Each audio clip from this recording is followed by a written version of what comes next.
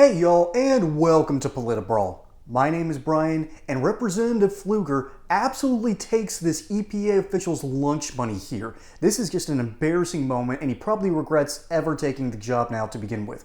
Pfluger just rocks here. Let's go. Is the agency making decisions before a waiver has been granted?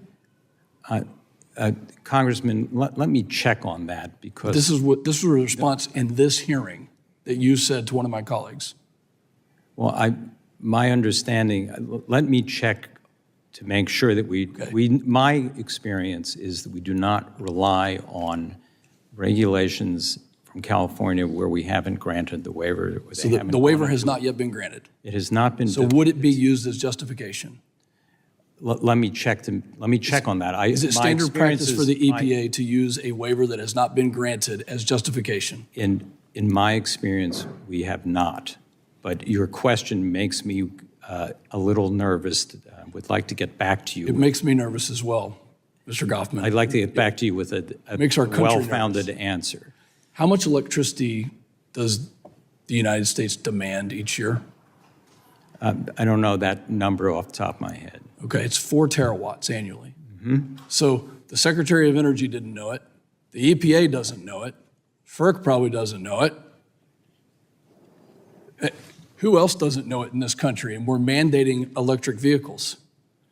What's the percentage increase in electricity demand if we get to the 2030 and 2035 mandates that your agency is pushing for and the administration is pushing for? What is the percentage increase that we will need?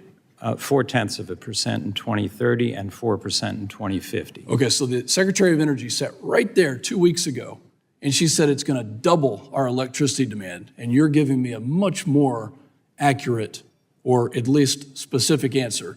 You guys have no idea how much demand is going to be there. Where is that electricity going to come from?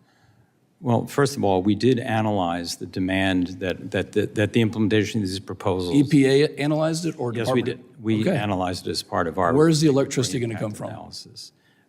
It come from a diverse grid. It's 110 degrees in my hometown today. The wind is not blowing, the sun is shining, and after 4 hours of darkness, there will be no batteries on this planet that can produce a reliable source of baseload, dispatchable power. We have no plan for this.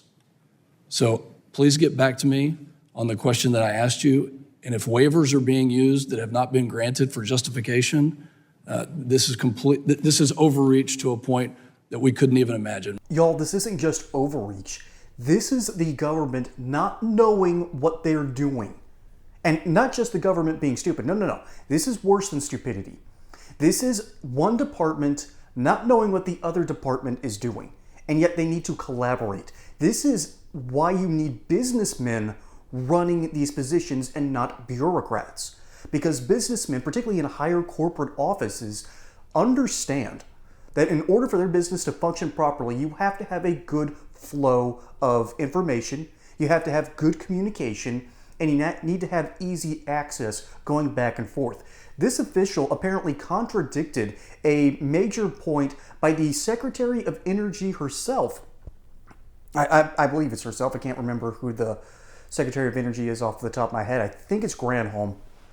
Regardless, this guy apparently actually knows what's going on and then admits something to a Republican representative that Granholm is not allowed to say, which tells me deep down that it's the Biden administration itself. I mean, not Joe Biden, but definitely the White House, definitely Jill and her staff, because they're the ones that are really running the show up there.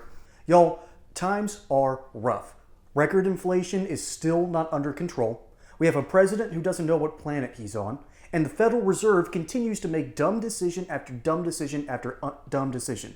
You can gamble on Wall Street all you want, but if you want to diversify and protect your wealth, you need to look into my friends over at Colonial Metals Group.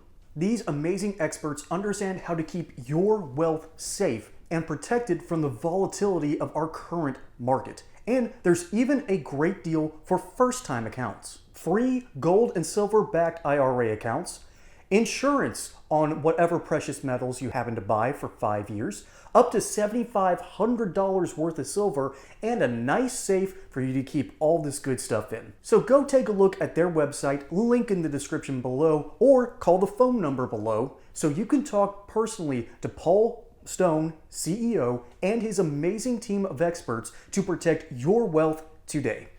They're telling their higher-ups in the federal government that they are training them to give certain answers. That way they can pander to their side of the aisle, which they can't fully deliver for, by the way. If you're a liberal and you're watching this show, never forget that the Democrats cannot provide you the left-wing utopia that you so want to bring in. It is an impossibility based on, I don't know, how much history do we need to go over again for you to learn this point? Regardless of that, what matters is what's not being said here. What matters is that the policies that Jill Biden and her staff want to push on the American people are asinine policies that will overload our system. The attempt to go for electric vehicles is one of the dumbest moves in all of world history because it puts way more power in the hands of the Chinese. Why? The Chinese Communist Party owns the majority of cobalt mines and lithium mines that you need for these batteries. All right? And it's even worse for the environment because these mines are in smack dab in the middle of Africa, which, by the way, the Congolese people who basically run the mines, one of the most traumatized people on the face of this planet. Do not look up what Belgium did to them. It's a horrible history. And therefore, their government is still so broken that it can't get anything right. This is also why South Africa keeps on deteriorating. Ugh, that's a scary thought. But ultimately, the minerals and the materials to make these renewable rechargeable batteries is such a disturbing process, such a polluting process that is actually worse than making diesel and gasoline fueled engines. That is just the sad truth. And for some reason, leftists will hop in their Prius and think that they're saving the planet, when really it's more likely that they might have literal blood on their batteries. They don't understand logistics. That is, I think, the fundamental difference between Democrats and Republicans. Republicans talk logistics. Democrats talk strategy. Logistics wins every single time. Because it requires communication. It requires business-like thinking. It requires people understanding how things actually work. And Democrats, for some reason, are both in power and don't know how any of it works. Their voters don't get it. Their rank and file members don't get it. All they know is do what Nancy Pelosi and Jill Biden tell them to do. This official is out of that loop. And Pfluger recognizes it, so he's able to hone in on a major flaw that we have in our system.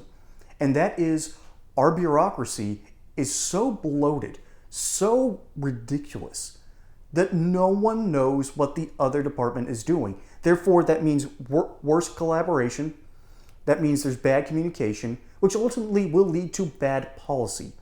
This is basic logistical thinking, and for some reason, Democrats aren't capable of doing this.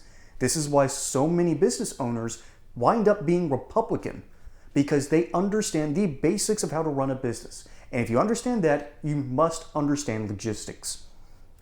And Pfluger recognizes that. He recognizes that the power grid is compromised by this weird, ridiculous attempt to switch over to electric vehicles from gas vehicles, which the Biden administration keeps on hinting that they want to do. Jennifer Granholm wants to do this. Joe Biden wants to do this. A lot of left-leaning Democrats want this to happen. They don't understand what that's going to bring. And that's ultimately, I think, the difference between the two parties. Republicans understand logistics. Democrats refuse to. And Pfluger doesn't just eat this guy's lunch. This guy is actually bringing the truth to Congress. And that's usually something that the Democrats really don't want to happen. Folks, my name is Brian. Hope you enjoyed this segment here on Politibrawl. Don't forget to like and subscribe. Catch you on the next one. And until then, y'all have a good one.